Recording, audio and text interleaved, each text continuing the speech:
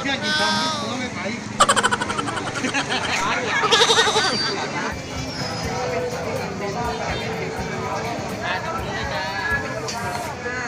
เปิดฝาดื่มเลยก็กินฝาเนาะเดี๋ยวคนละ12 บาท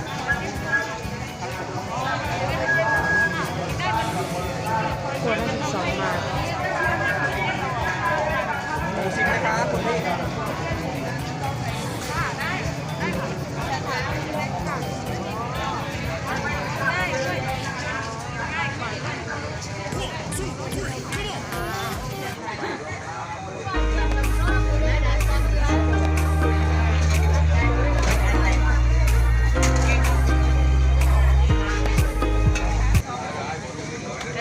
ซื้อขนมหน่อยอันนี้ถุงเท่าไหร่คะ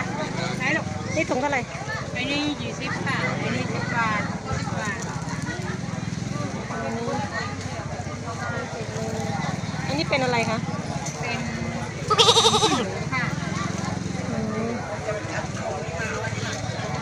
Oh no